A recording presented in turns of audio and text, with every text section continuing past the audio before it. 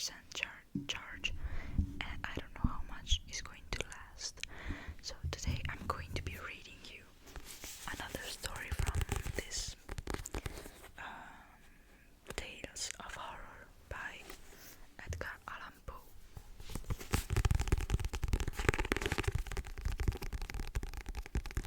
I think I already did a video reading the first tale.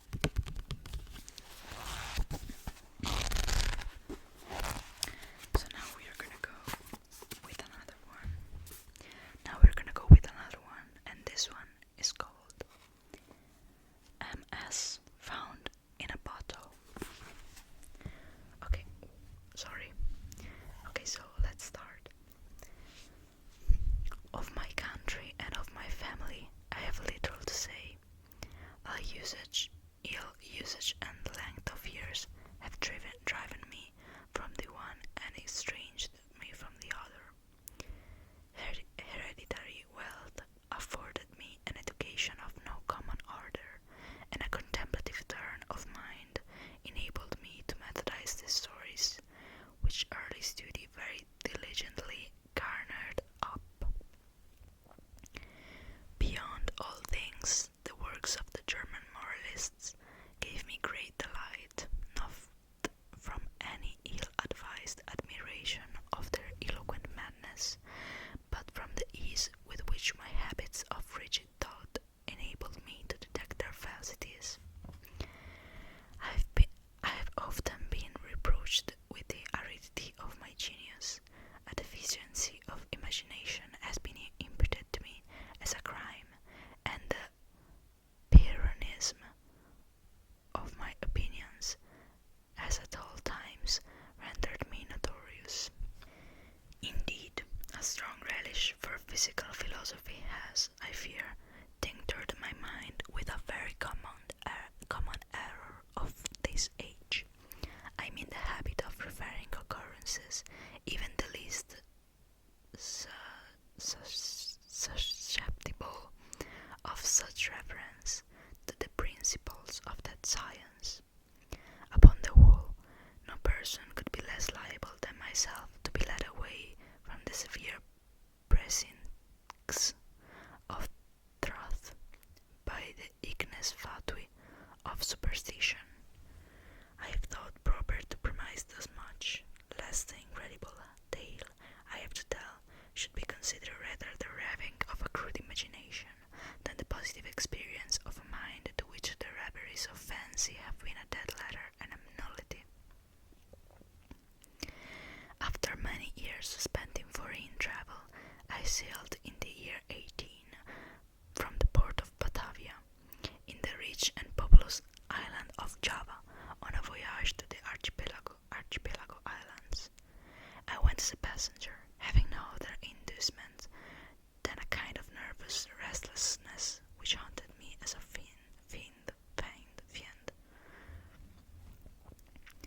Our vessel was a beautiful ship of about 400 tons, copper-fastened and built at Bombay of Malabar teak.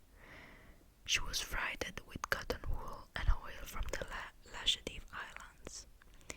We had also on board coir, jaggery, ghee, coconuts, and a few cases of opium. The stowage was clumsily done, and the vessel consequently crank. We got under way with a mere breath of wind, and for many days stood along the eastern coast of Java without any other incident to beguile the monotony of our course than the occasional meeting with some of the small crabs of the archipelago to which we were bound. One evening, leaning over the taffrail, I observed a very singular, isolated cloud to the NW. It was remarkable as well for its color as from its being the first we had seen since our departure from Batavia. I watched it attentively until sunset, when it spread all at once to the eastward and westward, girding in the horizon with a narrow strip of vapor and looking like a long line of low beach. My notice was soon afterwards attracted by the dusky red appearance of the moon,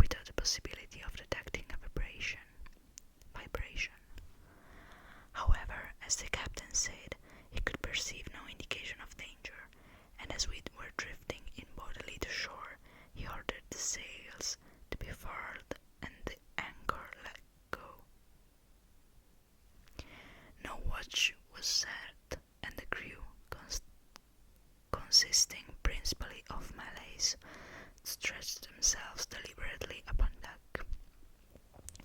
I went below, not without a full presentiment of evil. Indeed, every appearance warranted me in apprehending a simoom. I told the captain in my fears, but he paid no attention to what I said and left me without deigning me to give a reply. My uneasiness, however, prevented me from sleeping, and about midnight I went upon deck. As I placed my foot upon the upper step of the companion ladder, I was startled by a loud humming noise, like that occasioned by the rapid revolution of a mill wheel. And before I could ascertain its meaning, I found the ship quivering to its center. In the next instant, a wilderness of foam hurled as upon our beam ends, and rushing over as fore and aft, swept the entire decks from stem to stern.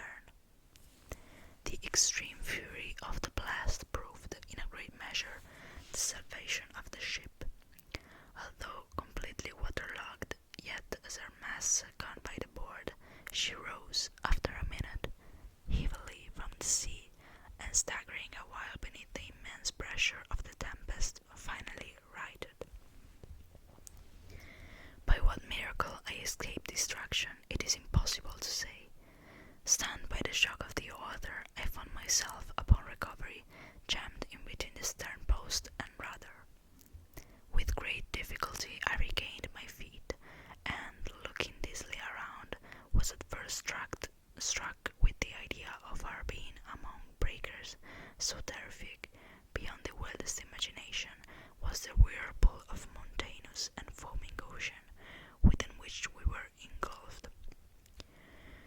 After a while I heard the voice of an old Swede, who had shipped with us at the moment of our leaving port.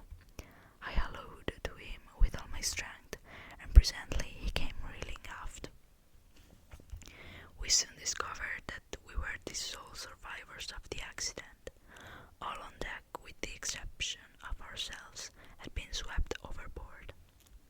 The captain and mates must have perished as they slept, for the cabins were deluged with water.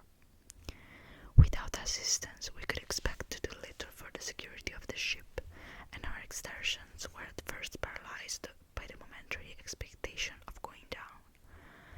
Our cable had, of course, parted like packed thread at the first breath of the hurricane, or we should have been instantaneously overwhelmed. We scudded with frightful velocity before the sea, and the water made clear breaches over us. The framework of our stern was shattered excessively, and in almost every respect we had received considerable injury.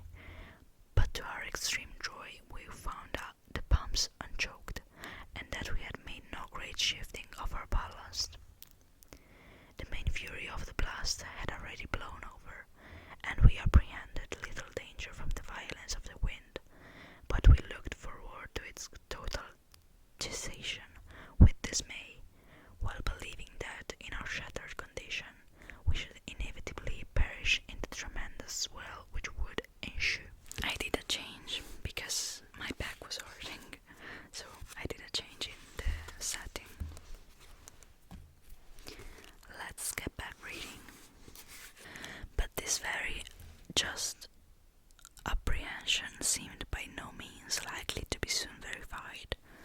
For 5 entire days and nights, during which our only subsistence was a small quantity of jaggery procured with great difficulty from the forecastle, the hook flew a rate defying computation before rapidly succeeding flows of wind, which, without equaling the first violence of the simoom, were still more terrific than any tempest I had before encountered.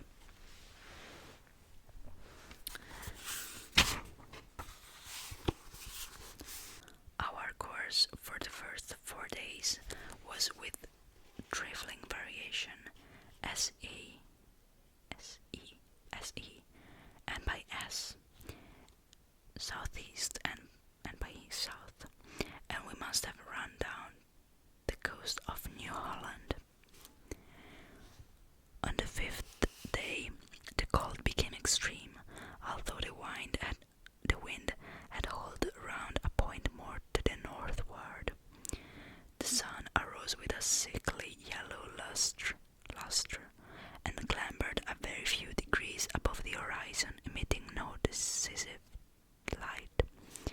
sorry, there are fireworks outside.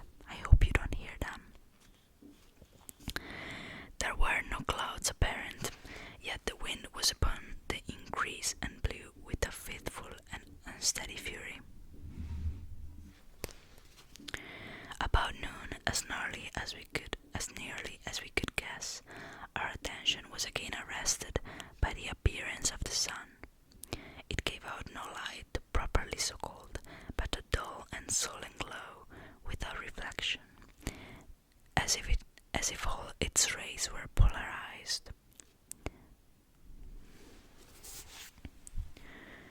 Just before sinking within the turgid sea, its central fires suddenly went out, as if hurriedly extinguished by some unaccountable power. It was a dim, silver-like rim alone, as it rushed down the unfathomable ocean. By the way, I'm not understanding much. I'll read it again later, maybe. We waited in a vain for the arrival of the 6th day. That day to me has not arrived. To the Swede never did arrive. Thenceforward we were enshrouded in pitchy darkness, so that we could not have seen an object at 20 paces from the ship. Eternal night continued to envelop us, all unrelieved by the phosphoric sea brilliancy to which we had been accustomed in the tropics.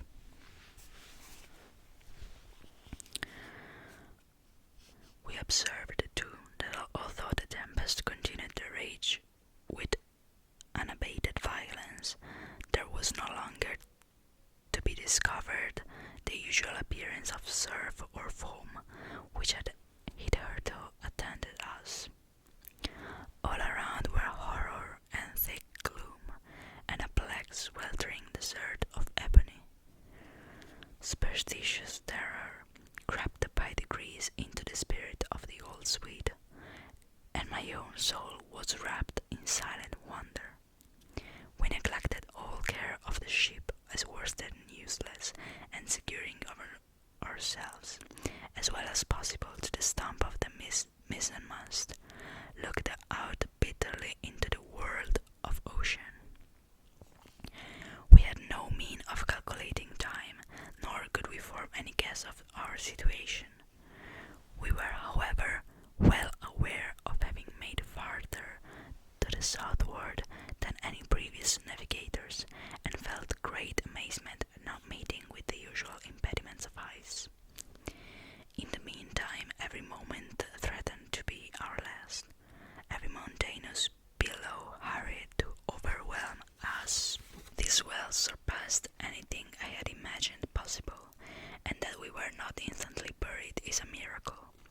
My companion spoke of the lightness of our cargo, and reminded me of the excellent qualities of our ship, but I could not help feeling the utter hopelessness of hope itself, and prepared myself gloomily for that death which I thought nothing could defer beyond an hour, as with every knot of the way the ship made the swelling of the black stupendous seas became more dismally appalling.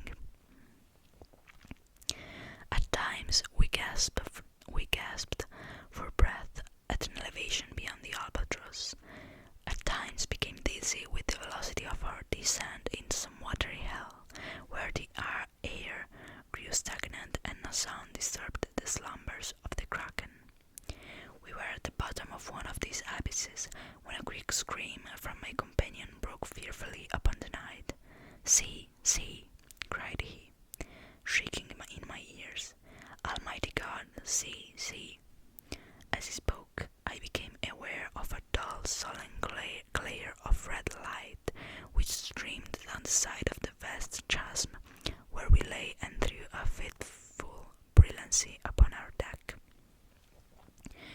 Casting my eyes upwards, I beheld a spectacle which froze the current of my blood. At a terrific height, directly above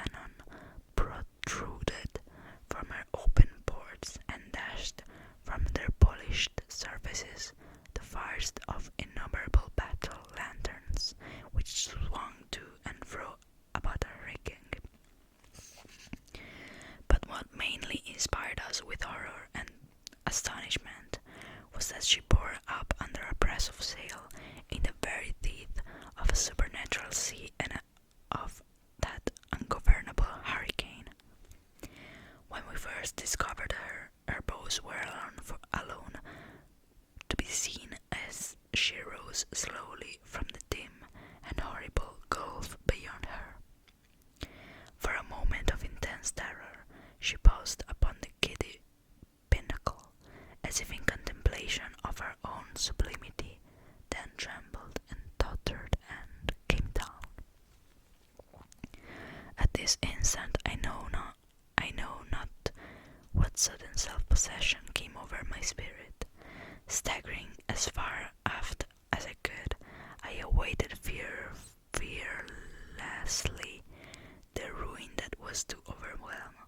Our own vessel was at length ceasing from her struggles and sinking with her head to the sea.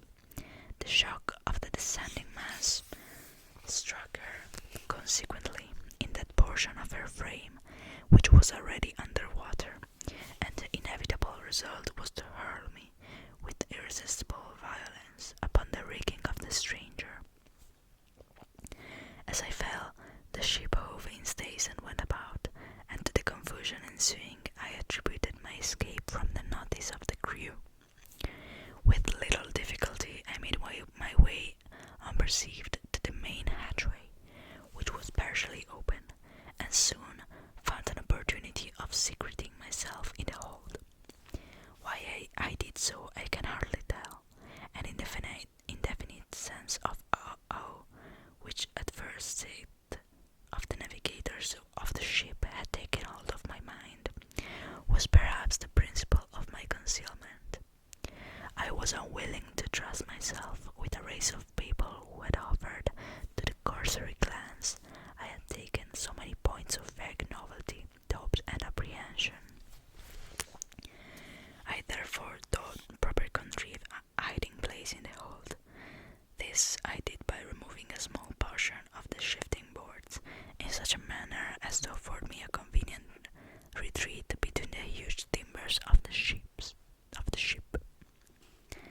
I had scarcely completed my work when a footstep in the hold forced me to make use of it. A man passed by my place and of concealment with a feeble and unsteady gait. I could not see his face, but had an opportunity of observing his general appearance. There was about it an evidence of great age and infirmity. His knees tottered between a lot of years, and his entire frame quivered under the burthen. He muttered to himself in a low broken tone some words of a language which I could not understand, and groped in a corner among a pile of singular-looking instruments and decayed charts of navigation. His manner was a wild mixture of the peevishness of second childhood and the solemn dignity of a god. He at length went on deck, and I saw him no more. A feeling for which I have no name has taken possession of my soul, a sensation which will admit of no analysis, to which the lessons of bygone times are inadequate, and for which a fear of futurity itself will offer me no key. To a mind constituted like my own, the latter consideration is an evil. I know that I shall never be satisfied with regard to the nature of my conceptions. Yet it is not wonderful that these conceptions are indefinite, since they have their origin in sources so utterly novel. A new sense, a new entity is added to my soul.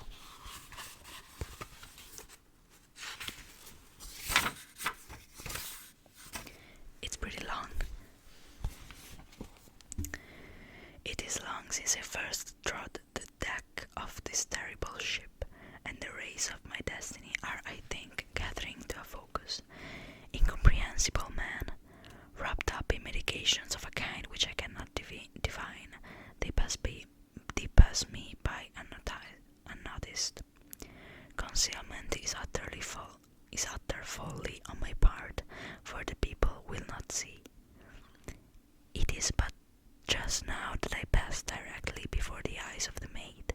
It was not long while ago that I ventured into the captain's own private cabin and took thence the materials with which I write and have written. I shall from time to time continue this journal. It is true that I may not find an opportunity of transmitting it to the world, but I will not fail to make the endeavor. At the last moment I will enclose the MS in a bottle and cast it within the sea. An incident has occurred which has given me new room for meditation. Are such things the operation of ungoverned chance? I had ventured upon deck and thrown myself down, without attracting any notice, among a pile of rat-lined stuff and old sails in the bottom of the yawl. While musing upon the singularity of my fate, I unwittingly daubed with a tar brush the edges of a neatly folded studding sail which lay near me on a barrel. The studding sail is now bent upon the ship, and the thoughtless touches of the brush are spread out into the word discovery. I have made many observations lately upon the structure of the vessel. Although well armed, she is not, I think, a ship of war. Her rigging, build, and general equipment all negative a supposition of this kind. What she is not, I can easily perceive what she is. I fear it is impossible to say. I know not how it is, but in scrutinizing her strange model and singular cast of spars, her huge size and overgrown suite of canvas, her severely simple bow and antiquated stern, there will occasionally flash across my mind a sensation of familiar things, and there is always mixed up with such indistinct shadows of recollection an unaccountable memory of old foreign chronicles and ages long ago. I have been looking at the timbers of the ship. She is built of a material to which I am a stranger. There is a peculiar character about the wood which strikes me as rendering it unfit for the purpose to which it has been applied. I mean its extreme porousness, considered independently by the worm-eaten condition which is a consequence of navigation in these seas, and apart from the rottenness attendant upon age. It will appear perhaps an observation somewhat over-curious, but this wood would have every characteristic of Spanish oak, if Spanish oak were distended by any unnatural means. In reading the above sentence, a curious apothegma of an old weather-beaten Dutch navigator comes full upon my recollection. It is as sure, he was wont to say, when any doubt was entertained of his veracity, as sure as there is a sea where the ship itself will grow in a bulk like the living body of the seaman. About an hour ago I made bold to thrust myself amongst a group of the crew.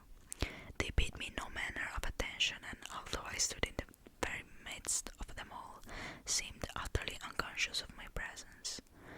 Like the one I had at first seen in the hold, they all bore about them with marks of a hoary old age. Their knees trembled with infirmity, their shoulders were bent double with decrepitude, their shriveled skins rattled in the wind, their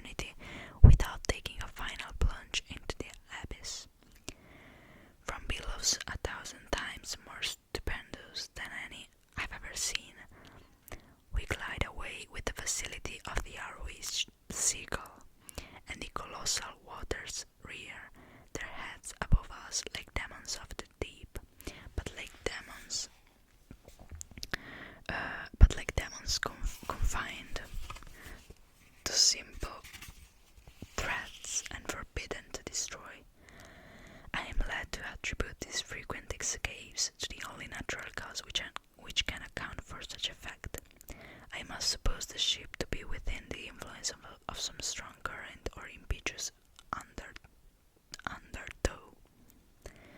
I have seen the captain face to face and in his own cabin, but as I expected, he paid me no attention, although in his appearance there is to a casual observer nothing which might bespeak him more or less than man. Still, a feeling of irrepressible reverence and awe mingled with the sensation of wonder with which I regarded him. In stature he is nearly my own height, that is about 5 feet 8 inches. He is of a well-knit and compact frame of body, neither robust nor remarkably otherwise. But it is the singularity of the expression which reigns upon the face. It is the intense, the wonderful, the thrilling evidence of old age, so utter, so extreme, which excite me within my spirit a sentiment ineffable. His forehead, although little wrinkled, seemed to bear upon it the stamp of a myriad of years. His grey hairs are records of the past, and his greyer eyes are sibyls of the future. The cabin floor was thickly strewn with strange iron-clasped folios, and mouldering instruments of science and obsolete long-forgotten charts. His head was bowed down upon his hands, and he pored with a fiery, unquiet eye over a paper which I took to be a commission, and which, at all events, bore the signature of a monarch. He murmured to himself, as did the first seaman whom I saw in the hold, some low peevish syllables as a foreign tongue, and although the speaker was close at my elbow, his voice seemed to reach my ears from the distance of a mile. The ship and all in it are imbued with the spirit of eld. The crew glide to and fro like the ghosts of buried centuries. Their eyes have an eager and an easy meaning, and when their fingers fall athwart my path in the wild glare of the battle lanterns, I feel as I have never felt before, although I have been all my life a dealer in antiquities and have imbibed the shadows of fallen columns at Baalbek and Tadmor and Persepolis, until my very soul has become a ruin. When I look around me, I feel ashamed of my former apprehension. If I trembled at the blast which was hitherto attend us, shall I not stand aghast a warring of wind and ocean to convey any idea of which the words tornado and simoom are trivial and ineffective? All in the immediate vicinity of the ship is the blackness of eternal night and a chaos of foamless water, but about a league on either side of us may be seen indistinctly and at intervals stupendous ramparts of ice towering away into the desolate sky and looking like the walls of the universe. As I imagined, the ship proves to be in a current, if that application can properly be given to a tide which, howling and shrieking by the wide ice, thunders onto the southward with a velocity like the headlong dashing of a cataract.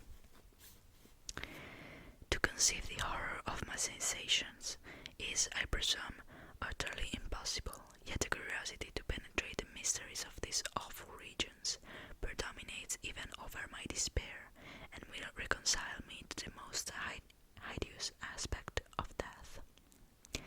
It is evident that we are hurrying onwards to some exciting knowledge, some never to be imparted secret, whose attainment is destruction. Perhaps this current leads us to the southern pole itself. It must be confessed that supposition apparently so wild has every probability in its favor. The crew paced the deck with unquiet and tremulous step, but there is upon their countenance an expression more of the eagerness of hope than of the apathy of despair. In the meantime, the wind is still